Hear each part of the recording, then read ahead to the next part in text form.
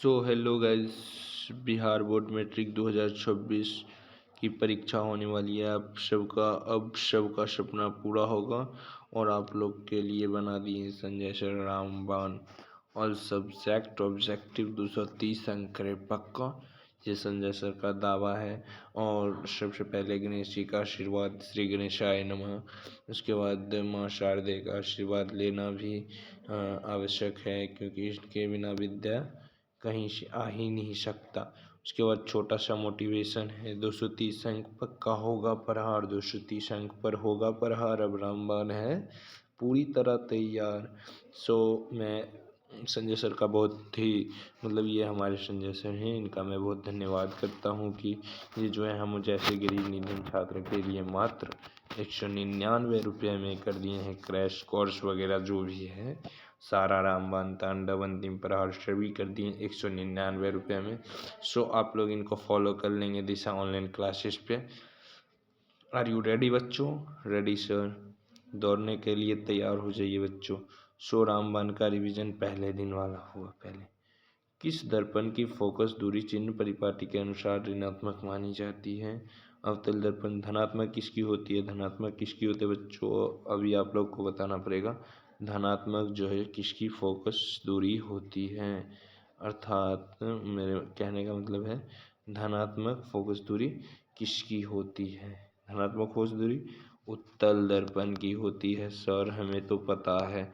क्या कहते हैं, अगला प्रश्न हमारा, एक अवतल दर्पण वस्तु की स्थिति फोकस के बीच है तो उसका प्रतिबिंब काल्पनिक और सीधा और बड़ा बनेगा। सो विश्व का पहला समाजवादी देश रूस है। ब्रेस्ट-लिटोव्स्क की संधि किस देश के बीच हुई? रूस और जर्मनी के बीच। यदि 3 सिक्कों को एक साथ उछाला जाए तो तीनों के एक ही परिणाम आने की प्रायिकता 2/8 अर्थात 1/4 हो जाएगा। आंसर सही। पीई मतलब कि संभव घटना ये है, तो असंभव घटना क्या होगी? संभव घटना और असंभव घटना का योग 1 होता है, अर्थात 1 माइनस 0.05 होगा। 1 माइनस 0.05 होगा, अर्थात हमारा आंसर 0.95 हो जाएगा। दही वाली मगम्मा किस भाषा से अनुदित? कन्नड़ भाषा से। B.R. नारायण किस कहानी के अनुदित? दही वाली मगम्मा के। वेदांती हैं तो महियान महतो मतलब वेदा है मत पुरुषम महंतम वेदेत ज्ञायानम मंत्र के उपनिषद से लिया गया, श्वेता श्वेत उपनिषद से। सत्यमेव जयते किस उपनिषद का मूल मंत्र है? मुंडक उपनिषद का। उसके बाद जल्दी से आप लोग सेशन को लाइक कर देंगे। अगर रामबाण 2 हमारा स्टार्ट हो गया है। पहला चैप्टर हमारा बायो में है, जो बायो आज होने वाला है। बायो का चैप्टर नंबर कौन सा होने वाला है बच्चों? चैप्टर नंबर 1 होने वाला। पीत रस का स्राव कहाँ होता है? सबसे पहला प्रश्न बायो का जो है वो है, पीत रस का स्राव कहाँ होता है? पीत रस का स्राव यकृत में होता है। यकृत में पीत रस कहाँ रहता है? पित्ताशय में। पित्ताशय से निकलता है। पित्ताशय से क्या निकलता है बच्चों? पीत रस, जो यकृत में रहता है। गोबरछत्ता है, गोबरछत्ता मृतजीवी है। अम्रबेल परजीवी है। अमीबा प्राणी संपोषण है। कूटपाद श्वसन विसरण क्रिया करता है। क्लोरोफिल वर्णक का रंग हरा होता है, किसके कारण? क्लोरोप्लास्ट के कारण। क्लोरोप्लास्ट के अंदर क्या पाया जाता है? कौन सा ऊतक पाया जाता है क्लोरोप्लास्ट के अंदर? पेलिसेड तथा स्पेंजो पैरेन्काइमा ऊतक पाया जाता है। अगला हमारा, निम्नलिखित में किस रंग का प्रकाश किरण प्रकाश संश्लेषण के लिए सबसे ज़्यादा प्रभावी है? लाल रंग का। एक बात मैं आपको, अंग प्रकाश संश्लेषण का अंग पत्ती होता है, लेकिन अंग क्लोरोफिल होता है, जिसके अंदर क्लोरोप्लास्ट भरा हुआ रहता है। कौन सा एंजाइम वसा पर क्रिया करता है? लाइपेज वसा पर क्रिया करता है। मुगुहा कार्बोहाइड्रेट। मांसाहारी सेल्यूलोज होता है। आहार नाली की लंबाई 8 से 10 सेंटीमीटर। पीतरस कहाँ होता है? अमाशय में होता है, जो जठर ग्रंथि मतलब होता है ग्वाइटर ग्वाइटर अथवा घेघा पनपता है आयोडीन की कमी से।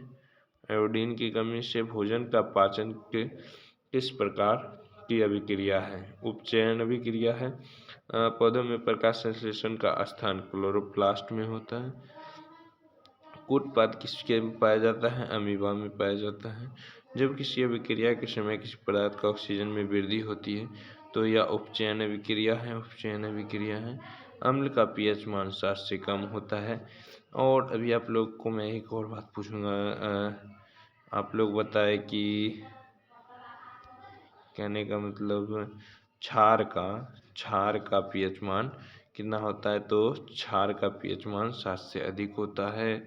और 7 किसका पीएच मान? जो उदासीन होता है। सभी जीव जंतु के लिए ऊर्जा का अंतिम स्रोत सूर्य होता है। ग्लूकोज का रासायनिक सूत्र C6H12। और एक बात और मैं पूछना चाहूँगा आप लोगों से, चीनी का रासायनिक सूत्र क्या होता है? चीनी का रासायनिक सूत्र क्या होता है? C11H22O11 चीनी का रासायनिक सूत्र होता है। अमीबा का अधिकांश पोषण कैसा होता है? अंतर्ग्रहण के द्वारा। किसकी उपस्थिति के कारण पौधों का रंग हरा? क्लोरोफिल के कारण। स्वपोषी पौधों के लिए आवश्यक है। इनमें सभी अर्थात पनहरी, सूर्य प्रकाश, कार्बन डाइऑक्साइड जरूरी है। पेप्टिक अल्सर हो सकता है लंबे समय तक भूखे रहने पर। शाकाहारी जीव में छोटी आंत की लंबाई कैसी होती है? अधिक लंबी होती है। जैव प्रक्रम के अंतर्गत आते हैं इनमें सभी पोषण, शोषण, उत्सर्जन। और एक इसमें क्या आ जाएगा आपका? इसमें एक और आ जाएगा आपका परिवहन आ जाएगा। निम्न में पोषण की विधि है। ए और सी, स्वपोषण, परपोषण। निम्न में परजीवी पादप कारण होते हैं। कसकुट्टा होता है। प्रकृति में ऑक्सीजन का संतुलन कैसे होता है? प्रकाश संश्लेषण के द्वारा। मनुष्य में अन्य शाकाहारी जीव निम्नलिखित किसका पाचन नहीं कर पाते हैं? सेल्यूलोज का पाचन नहीं कर पाते हैं। मैग्नीशियम पाया जाता है। मैग्नीशियम पाया जाता है क्लोरोफिल में। मैग्नीशियम पाया जाता है मनुष्य के शरीर की सबसे बड़ी ग्रंथि यकृत होती है। यकृत सबसे बड़ी कोशिका क्या होती है गाइस? सबसे बड़ी कोशिका क्या होती है? सबसे बड़ी ग्रंथि यकृत होती है, ये बात मैं समझ गया। लेकिन सबसे बड़ी कोशिका क्या होती है? तो सबसे बड़ी कोशिका तंत्रिका कोशिका होती है। क्या होती है? तंत्रिका कोशिका। स्वपोषी पौधे पोषण के लिए आवश्यक है इनमें सभी अर्थात क्लोरोप्लास्ट, कार्बन डाइऑक्साइड तथा जल, सूर्य प्रकाश की उपस्थिति। मानव आहार नाल में सबसे लंबा भाग छोटी आंत की होती है। पौधों में भोजन किस प्रकार जमा होता है? किसके रूप में जमा होता है? स्टार्च के रूप में जमा होता है। तो निम्नलिखित में कौन ट्रिप्सिन एंजाइम का कार्य करता है? प्रोटीन का पाचन करता है। अर्थात 29 क्वेश्चन में से आप लोग का जो है 29 में से कितना आया गाइस? मतलब कि कहने का मतलब है 29 में से कितना आया आप लोग का? कमेंट में होता है। हिस्ट्री चैप्टर नंबर 3 का। कंबोडिया की राजधानी नोम पेना। अगला प्रश्न है अंकोर वाट। अभी मैं हिस्ट्री छोड़ के ही चलता हूँ गाइस अगले चैप्टर की ओर, मतलब कि दूसरे सब्जेक्ट को। हमारा अगला चैप्टर भारत में राष्ट्रवाद, चैप्टर नंबर 4। इससे बहुत प्रश्न पूछे जाते हैं आपके क्लास 10th के लिए, मतलब कि बहुत ही ज़्यादा कह सकते हैं। VVI कह सकते हैं इसको हम लोग। किधर था वे? इधर था। हाँ चलो। तो स्वराज दल के प्रथम अध्यक्ष कौन थे? वितरंजन दास। अगला, दांडी यात्रा से किस आंदोलन की शुरुआत हुई? तो सविनय अवज्ञा आंदोलन की शुरुआत हुई। ऑल इंडिया मुस्लिम लीग की स्थापना 1906 ईस्वी में। बंगाल विभाजन वापस लिया गया 1911 में। 1905 में हुआ था बंगाल विभाजन, इसको वापस ले लिया गया था 1911 ईस्वी में। ब्रिटिश सरकार ने गांधी जी को क्या उपाधि दी? कैंसर ए हिंद की उपाधि दी। और रविंद्रनाथ टैगोर को गांधी जी ने गुरुदेव की उपाधि दी और रविन्द्रनाथ टैगोर ने महात्मा गांधी को महात्मा की उपाधि दी। मतलब कि पूछ सकता है महात्मा गांधी राजनीतिक गुरु कौन थे? गोपाल कृष्ण गोखले जी। किस कानून के विरोध जलियांवाला हत्याकांड योजना हुआ था? तो रॉलेट एक्ट के मतलब हुआ था रॉलेट एक्ट। भारत सरकार अधिनियम 1919 के रूप में नाम भी जानते हैं मोंटेस्क्यू चैम्सफोर्ड योजना। लाल कुर्ती नामक संगठन खान अब्दुल गफ्फार खान क्या था? भारतीय कम्युनिस्ट पार्टी की स्थापना 1925 ईस्वी में, कांग्रेस की स्थापना 1850 ईस्वी में, बीजेपी की स्थापना 1980 ईस्वी में हुआ था। भोपाल विद्रोह कहाँ हुआ था? केरल में हुआ था। नमक कानून भंग 6 अप्रैल 1930 ईस्वी। कितना ईस्वी को हुआ था नमक कानून भंग? 6 अप्रैल 1930 ईस्वी को नमक कानून भंग हुआ था। ब्रह्म समाज की स्थापना राजा राम मोहन राय ने किया था। दयानंद सरस्वती एक विवेकानंद जी थे जिन्होंने आर्य समाज की स्थापना की। कौन से समाज की? आर्य समाज की स्थापना किया। फूट डालो और राज करो की नीति किसने अपनाई? अंग्रेजों ने सिपाही विद्रोह कब हुआ? 1857 ईस्वी में। 1857 ईस्वी में। बंगाल विभाजन कब हुआ? 1905 ईस्वी में। और बंगाल विभाजन वापस कब लिया गया था? तो 1911 ईस्वी में। 1911 ईस्वी में। गांधी जी ने साबरमती आश्रम की स्थापना 1915 ईस्वी में किया। कब किया था? 1915 ईस्वी में। जलियांवाला बाग हत्याकांड कब हुआ? 13 अप्रैल 1919 ईस्वी को। जलियांवाला बाग हत्याकांड के विरोध में किसने कैंसर हिंद की उपाधि लौटा दिया? गांधी जी ने। रॉलेट एक्ट किस वर्ष पारित हुआ? 1919 ईस्वी में। जलियांवाला बाग हत्याकांड की जांच के लिए सरकार ने किस समिति का गठन किया? हंटर समिति का गठन किया। गांधी जी ने महात्मा की उपाधि किसने दी थी? गांधी जी को महात्मा की उपाधि किसने दी थी? रविन्द्रनाथ टैगोर ने। इस रविन्द्रनाथ टैगोर को महात्मा ने रविन्द्रनाथ टैगोर को किसकी उपाधि दी थी? तो गुरुदेव की उपाधि दी थी। चोरा चोरी कांड के बाद महात्मा गांधी ने किस आंदोलन को वापस लिया? असहयोग आंदोलन को। असहयोग आंदोलन का प्रस्ताव कांग्रेस ने किस अधिवेशन में पारित हुआ? सितंबर 1920 कोलकाता। सविनय अवज्ञा आंदोलन की यात्रा की शुरुआत 1930 ईस्वी में दांडी और आंदोलन अवज्ञा आंदोलन सविनय अवज्ञा आंदोलन की शुरुआत गांधी जी ने किया था। किसने किया था? गांधी जी ने। कहाँ से किया था? तो दांडी से किया था। कब किया था? 1930 ईस्वी में। जब किया था तो कितने लोग थे? 78 लोग। और आगे चलकर 1000+ लोग इस आंदोलन मतलब 1000+ लोग इस आंदोलन में सहयोगी हो गए। साइमन कमीशन किस वर्ष पारित हुआ? 1928 ईस्वी में। पूर्ण स्वराज की मांग का प्रस्ताव कांग्रेस वर्ष किस वार्षिक अधिवेशन में पारित हुआ? 1929 में लाहौर में। सविनय अवज्ञा आंदोलन 1930 ईस्वी में। इनमें किस बादशाह खान या सीमांत गांधी कहा गया? खान अब्दुल्ला गफ्फर खान को। गांधी जी ने दांडी यात्रा किस तिथि को आरंभ किया? 12 मार्च 1930 ईस्वी को। नमक कानून भंग करने के लिए गांधी जी ने किस स्थान को चुना? दांडी को।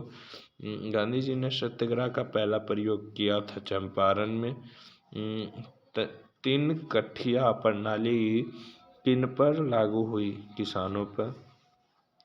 वल्लभ भाई पटेल को सरदार की उपाधि किस किसान आंदोलन के दौरान दिया? बारलोदी के दौरान। All India Trade Union Congress मतलब All India Trade Union Congress की स्थापना 1920 ईस्वी में हुई।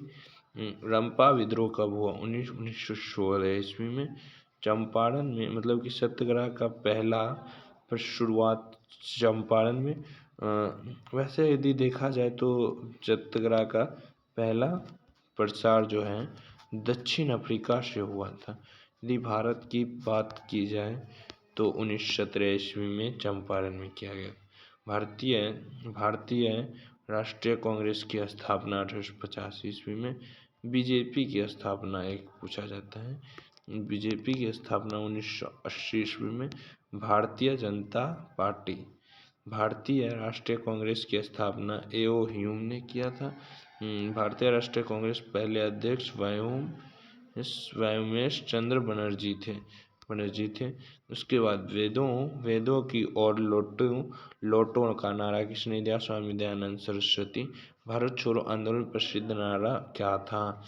करो या मरो का नारा। राष्ट्रीय स्वयंसेवक संघ की स्थापना को किसने किया? मतलब केवी हेडगेवार ने 1925 ईस्वी में राष्ट्रीय स्वयंसेवक की स्थापना कब हुई? 1925। अखिल भारतीय ट्रेड यूनियन की स्थापना अर्थात अखिल भारतीय ABTUC मतलब अखिल भारतीय ट्रेड यूनियन की स्थापना एशिया अखिल विश्व भारतीय ट्रेड यूनियन से कांग्रेस की स्थापना 1920 ईस्वी में हुआ। सविनय अवज्ञा आंदोलन की शुरुआत दांडी यात्रा के दौरान चंपारण से किया। किन्हीं कैंसर या हिंद की उपाधि दी गई थी? महात्मा गांधी को, जिन्होंने लौटा दिया था, अंग्रेजों के द्वारा प्रदान किया गया था। गांधी जी ने साबरमती आश्रम की स्थापना अहमदाबाद में कब की थी? स्थापना 1920 ईस्वी में स्थापना किया गया था। बंगाल विभाजन कब रद्द किया गया? 1911 में। बंगाल विभाजन हुआ कब? 1905 ईस्वी में 11 में मतलब रद्द किया गया। किस घटना के विरोध स्वरूप रविन्द्रनाथ टैगोर ने नाइट की उपाधि त्याग दी? जलियांवाला बाग हत्याकांड के दौरान मास्टर द किनका उपनाम था? सूर्यसेन का। 49 अर्थात आपने 49 में से कितना प्रश्न सही किया? कमेंट में बताएं। हमारा अब संस्कृत चैप्टर नंबर कौन सा होने वाला है? चैप्टर नंबर 2, जो पाटलिपुत्र के नाम से भी जाना जाता है। जो पाटलिपुत्र स्टार्ट करते हैं किसके समय में पाटलिपुत्र का रक्षा व्यवस्था और शोभा उत्कृष्ट था? चंद्रगुप्त मौर्य के समय। पुरंदरा पद का अर्थ क्या होता है? इंद्र होता है। कूटनीतिक काव्य के कवि कौन हैं? दामोदर गुप्त। और एक काव्य के लेखक कौन हैं? राजशेखर जी। सरस्वती का कुलगुरु किस महानगर था? कौन सा महानगर था? मतलब पाटलिपुत्र को। गोविंद सिंह सिख संप्रदाय आश्रित रिक्त स्थानों को उचित पद भरे गुरु दशम। मतलब इसमें कहा गया गोविंद सिंह जो थे सिख धर्म के थे। कौन से गुरु? 10वें गुरु थे। काव्य मीमांसी के रचना कौन है? राजशेखर के द्वारा किया गया था। उसके बाद किसने पाटलिपुत्र के नगर शोभा देखने प्रिय था? मेगास्थनीज के समय। पन्ना का पुराना नाम पुष्पपुर था। मेगास्थनीज कहाँ का राजदूत? यूनान का था। पटना में हमेशा युद्ध आग और बाढ़ भय का समस्या बना रहेगा। किसने कहा था? भगवान बुद्ध ने। पाटलिपुत्र पटना के नाम से कब प्रसिद्ध हुआ? मध्यकाल में पटना लगभग कितने वर्ष पुराना था? 1000 वर्ष। पाटलिपुत्र में कौन बार आए? भगवान बुद्ध। पटना नगर पाटली का देवी कौन है? पटन देवी है। पटना पाटलिपुत्र किस नदी के किनारे अवस्थित है? गंगा नदी के किनारे। गंगा नदी के ऊपर गांधी सेतु पुल जो एशिया का सबसे बड़ा पुल था। पटना में कौमुदी महोत्सव कब मनाया जाता है? गुप्त वंश। मेगास्थनीज पटना के समय आया था। चंद्रगुप्त मौर्य के समय। पुष्पपुर की पुतलिका रचना के आधार पर पटना का कौन सा नाम है? पाटलिपुत्र। किस नदी पर गांधी सेतु मार्ग बना है? गंगा नदी। एशिया महादेश का लंबा पुल पटना। गोलघर कहाँ है? पटना। गुरु गोविंद सिंह का जन्म पटना में हुआ था। यूनान का राजदूत मेगास्थनीज है। राजशेखर की रचना कौन है? काव्य मीमांसु। कूटनीति काव्य की रचना दामोदर गुप्त क्या है बच्चों? कूटनीति काव्य की रचना दामोदर गुप्त ने किया था। कौमुदी महोत्सव किस ऋतु में मनाया जाता है? शरद ऋतु में मनाया जाता है। पटना के उत्तर दिशा में गंगा नदी है। दामोदर गुप्त ने काव्य की रचना की। कूटनीमैत्रिणी मुद्राक्ष ग्रंथ किस शहर का प्राचीनतम संकेत है? पाटलिपुत्र का। गुरु गोविंद सिंह का जन्म कहाँ हुआ था? गुरुद्वारा में। मतलब कि गुरु गोविंद सिंह का जन्म स्थान किस नाम से प्रसिद्ध है? गुरुद्वारा नाम से प्रसिद्ध है। सिखों के 10वें गुरु गुरु गोविंद सिंह। गुरु नानक कौन से गुरु हैं सिखों के? प्रथम गुरु, प्रथम गुरु, प्रथम गुरु, पंचम गुरु, गुरु अर्जुन देव। पाटलिपुत्र किस प्रांत की राजधानी है? बिहार की। बिहार की। पाटलिपुत्र वैभवम पाठ के किस शहर का वर्णन है? पटना का। पटना इतिहास में कितने वर्ष पुराना है? 2500। पटना शब्द का अर्थ पटनम होता है। गुरु गोविंद सिंह किस धर्म के गुरु हैं? सिख धर्म के। पटन देवी किस नगर में अवस्थित है? पटना में। इसके बाद कौमुदी महोत्सव जैसा दृश्य किस अवसर पर दिखाई पड़ता है? Durga Puja. Durga Puja. Thank you, thank you, thank you बच्चों, थैंक यू, थैंक यू इतना प्यार देने के लिए। अर्थात संजय सर हमारे बहुत अच्छे सर हैं, मैं इनको बहुत लाइक कभी करता हूँ। बच्चों, आप लोग को अगर वीडियो अच्छा लगा हो तो लाइक और सब्सक्राइब करना ना भूलें, सब्सक्राइब करना ना भूलें, सब्सक्राइब करना ना भूलें। यदि आपकी इच्छा हो तो अभी मैं मैथ का इसी में क्लास करवा। हेलो गाइस, पहला चैप्टर जो है हमारा वो है वास्तविक संख्या, अर्थात क्या कह सकते हैं इसको? Real number, real number. Guys, इतने मेहनत के लिए आप लाइक करना मत भूलना। निम्नलिखित कौन सा यौगिक संख्या है? अर्थात यौगिक अर्थात कह सकते हैं भाज्य संख्या कौन सा है? यौगिक अर्थात कह सकते हैं भाज्य संख्या कौन सा है? 21 है। इसमें से ये कौन सा संख्या अभाज्य संख्या जो एक और स्वयं को छोड़कर किसी अन्य संख्या से भाज्य नहीं है? प्रत्येक परमेय संख्या है वास्तविक संख्या। वास्तविक संख्या ये जो है हमारा पॉइंट जिस पे दिया हुआ रहेगा, पॉइंट के बाद अर्थात ऊपर में रेकरिंग वाले भी ऊपर में हो जाते हैं, बाकी ऐसे डॉट डॉट करके जो रहता है, डॉट डॉट करके जो रहता है, डॉट डॉट करके जो रहता है, डॉट डॉट करके जो रहता है, ये सारे ऊपर में संख्या होती है। किसी धनात्मक q के लिए प्रत्येक धनात्मक विषम पूर्णांक रूप होता है 6q+1। √18 का परिमेयकरण अर्थात √18 में ऐसा कौन सा दे जो √18 में ऐसे कौन से संख्या से गुना कर दे जो रूट से बाहर चले जाए? 18 54, 54, 54 किसी का वर्गमूल है। 8 दूनी 16, 16 4 का वर्गमूल है, अर्थात √2 हो जाएगा हमारा सही जवाब। यूक्लिड में से दो धनात्मक पूर्णांक के निम्न किस परिकलित करने की तकनीक है? मोशो। a बराबर b q plus r, a बराबर 72 है, q बराबर 8 है, r बराबर 0 है, तो b बराबर क्या होगा? अर्थात a बराबर बी क्यू प्लस आर। हमारा मान किसका निकालना है? b का। मतलब ये a माइनस आर बट्टा बी है। a माइनस आर बट्टा q is equal to b है। a का मान क्या दे रखा है? 72। तो 72 इनपुट कर दें, -0 बट्टा क्या है 8। 8 को भाग देंगे 72 से, अर्थात b बराबर 9 आ जाएगा। क्या आ जाएगा? 9 हमारा सही जवाब है। a बराबर बी क्यू प्लस आर, जहाँ b बराबर 4, q बराबर 5, r बराबर a बराबर बी क्यू प्लस आर, मतलब 4 गुने 5 जोड़ 1 है, अर्थात 20 जोड़ 1 बराबर 21 हमारा सही जवाब हो जाएगा।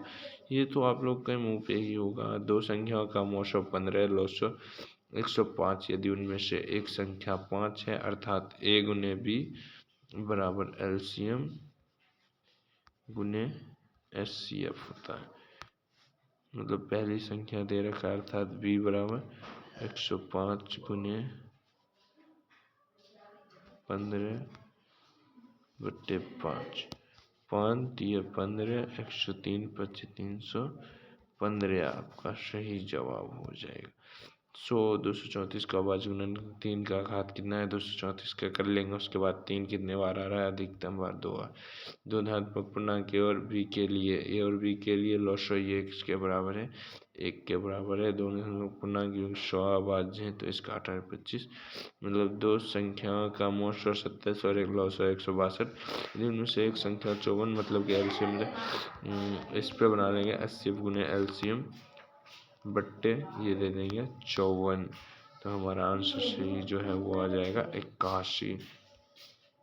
सो अगला क्वेश्चन, निम्नलिखित कौन अवाच्य संख्या है? 13 मतलब कि जो एक और स्वयं को छोड़कर किसी संख्या से भाग न लगे।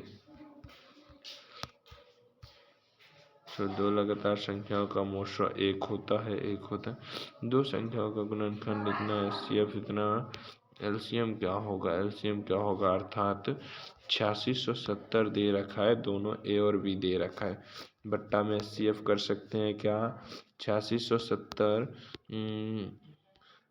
बट्टे 17 कर सकते हैं क्या? 17 को काटेंगे, 17 85, 17 17 510 हमारा जो इसका सही जवाब हो जाए। महत्तम समावर्तक पी और क्यू के लिए परावर्तक होगा पी ए क्यू। क्यू अवाच्य संख्या तो उसका मोशो एक होगा। वृत्ताकार पर 3 धारक 3 धावक एक साथ दौड़ना प्रारंभ करते हैं तो चक्कर में क्रमशः 1 घंटा, 3 घंटा, 5 घंटा समय लगते हैं। तीनों को प्रस्थान बिंदु पर पुनः मिलने में लगा समय होगा, मतलब कि 1 गुने 3 गुने 5 का लॉसो होगा। 5 या 15 इकाई 15 घंटे में मिलेंगे। यदि और भी अवाच्य संख्या है तो इसका लॉसो ए भी होगा।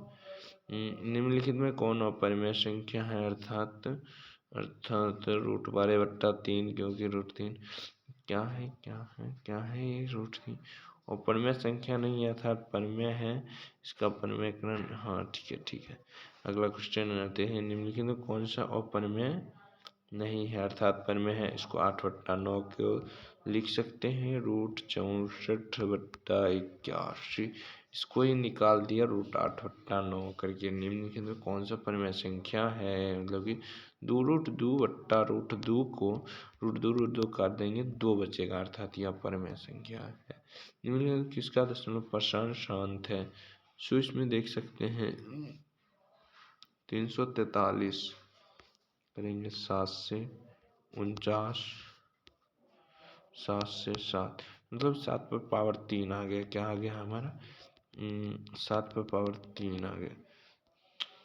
कितने नंबर का था रे? हाँ यही तो। क्या आ गया हमारा? 7 पर पावर 3 आ गया ऊपर। 7 पावर 3 बट्टे 2 पावर 3 गुने 5 पावर 3 गुने 7 पावर 3। 7 पावर 3 3 गया 1/2 पर पावर m इंटू 3, मतलब 5 पर पावर n के रूप में आ गया, अर्थात यह शांत होगा। यह क्या है? अपरिमेय संख्या है। इसको परिमेय के रूप में लिख सकते हैं तो यह होगा।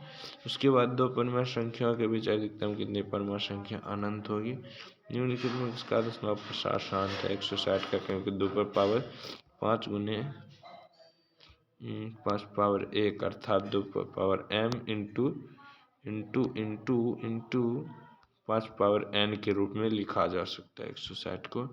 तो चलिए इसी के दशमलव प्रसार शांत है 21, मतलब ये 15/16 100 का दशमलव प्रसार शांत है, चेक कर सकते हैं। ये दशमलव प्रसार शांत है तो किसका दशमलव प्रसार शांत है? इसका दशमलव, क्योंकि 2 power m into the 5 power n, मतलब इसमें सारे का दशमलव प्रसार जो है शांत ही होगा। सो 28 में से कितना आपने सही किया? 28 में से कितना सही किया? सो अगला हमारा वर्णिका है। वर्णिका में चलते हैं हम लोग माँ वाले चैप्टर। मग्गू कब से पागल था? जन्म से पागल था। माँ से शक कहानी किसके बड़े पुत्र को घर आने के लिए लिखवाया? माँ जी ने। मंगू किस कहानी का पात्र है? माँ का। किनके साहित्य में गुजरात का समय और समाज ने पुराने दर्शन कला आदि का वर्णन है? ईश्वर पटलिकार में मंगू अस्पताल के लिए किसकी उपमा देती है? गौशाला की। मतलब मंगू की जो माँ थी वो अस्पताल को गौशाला मानती थी। ईश्वर पटलीकर कहाँ के लोकप्रिय कथाकार? गुजरात के थे। और पागलों का अस्पताल उपद्रवी मरीजों कैसे रखा जाता था? बांधकर या कमरे में बंद कर रखा जाता था शायद। ऐसे आप लोग इसका देख लेना, इसमें मैं थोड़ा सा डाउट हो रहा हूँ, तो ये इस प्रश्न का उत्तर आप लोग देख लेना। मंगू अस्पताल भर्ती होने ने माँ पुत्र ईश्वर प्राप्त किया मजिस्ट्रेट से। माँ के कितनी कितनी पुत्रियाँ थी? 2 पुत्रियाँ थी। रात की रोशनी जलती रहने से नींद नहीं आती, यह किसने कहा? माँ ने कहा। माँ ने कहा। माँ जी ने गौशाला को उपमा दिया किसके? अस्पताल से। कौन महीना माँ जी का आशा भरा महीना था? अगहन का महीना। माँ कहानी किस लेखक द्वारा रचित है? ईश्वर पटलीकर। मंगू की माँ कितनी संतानें थी? 4 संतानें थी मंगू की माँ की। माँ कहानी का हिंदी अनुवाद किया गोपालदास नागर ने किया था। उसके बाद मंगू के अलावा उसकी माँ के कितनी संतानें थी? 3 संतानें थी, जिसमें से 2 पुत्री और एक और पुत्र था, शायद एक और पुत्र था बच्चों।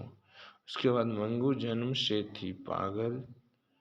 अगला प्रश्न है, काला पानी ईश्वर पटलीकर की लोकप्रिय उपन्यास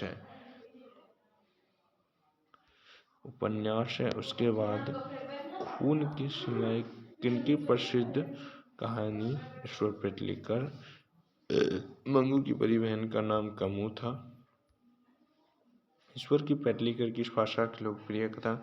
गुजराती भाषा के। मंगू की माँ के लिए कौन सा महीना आराध्य था? अगहन। क्यों आराध्य था? ये बात की सोचा, क्योंकि इस महीने में ये कहा गया था इसका इलाज हो सकता है। मंगू का 2 पुत्र और 2 पुत्री थी मंगू की माँ के। मंगू की प्राकृतिक मौत को माँ क्या मानती थी? छुटकारा मानती थी।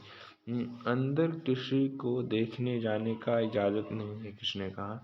मर्टेन ने कहा था। मंगू की भर्ती करने के लिए माँ ने पत्र लिखवाया बड़े पुत्र से। उसके बाद ये चैप्टर हमारा ख़त्म। उसके बाद आता है हमारा नगर चैप्टर। तो मदुरै पांड्य लोगों की दूसरी राजधानी यहाँ कहाँ लिखा हुआ है?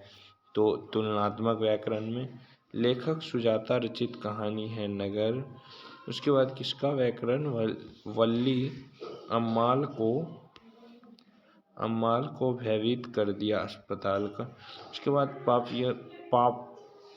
पापपाती बेहोश क्यों?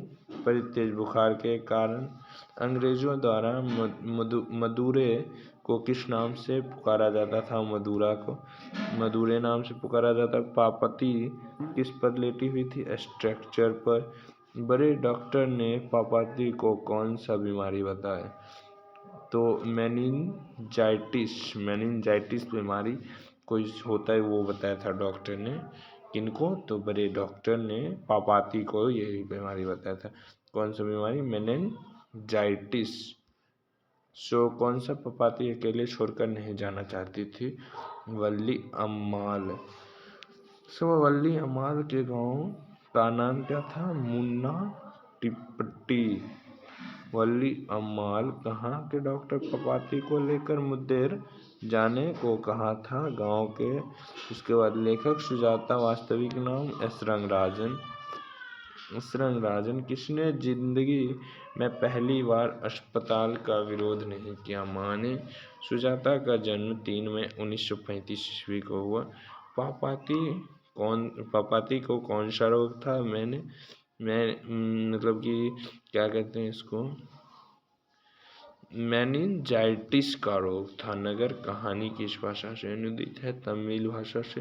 पापाती कहानी का पात्र है नगर। उसके बाद है वल्ली अम्माल की लड़की कौन है? पापाती। नगर शीर्षक पाठ अमलराज को कितना नंबर कमरा दिखलाने के लिए किया? 48 नंबर। पापाती की उम्र क्या थी? 12 वर्ष। तो एसरंगराजन का वास्तविक नाम? सुजाता एसरंगराजन। मतलब कि आरबांट देल गर्ल एडमिटेड गाउन किसने? बड़े डॉक्टर ने। उसके बाद नगर शीर्षक कहानी के लेखक सुजाता अर्थात एसरंगराजन। बड़े डॉक्टर संबंध में क्या सही है? उपयुक्त सभी अर्थात